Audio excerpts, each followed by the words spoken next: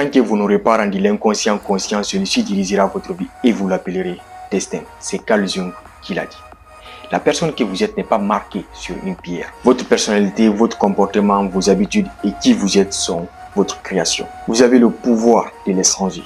Car une personne s'identifie à un raté dont l'abandon de ses rêves est devenu une habitude ne peut que le devenir. Qu'est-ce qui crée nos habitudes et qu'est-ce qui crée notre personnalité? C'est simple, c'est le conscient et l'inconscient.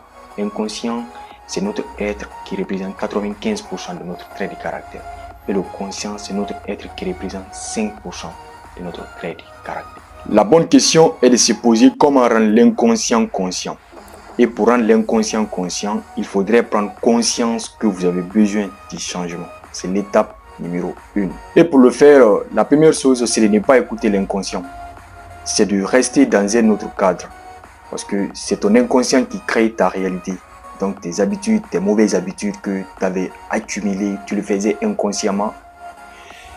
Et tu te poses la bonne question, est-ce que si c'est une mauvaise habitude, tu le fais juste pour avoir ta dose de dopamine, pour te sentir bien, ou c'est vraiment quelque chose qui est important pour toi?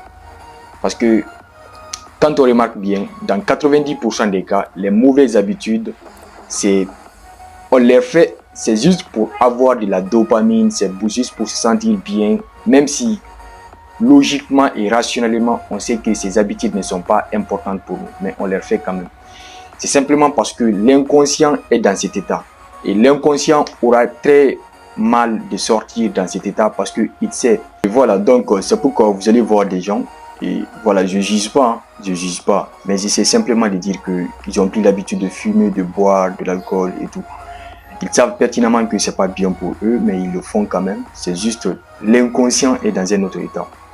D'ailleurs, je vous donne un exemple. Quand je faisais l'école primaire, il y avait un professeur là-bas. En classe, lui, il disait à ses élèves, non, fumer, c'est pas bien. Et pourtant, pendant les récréations, lui, il était là à fumer.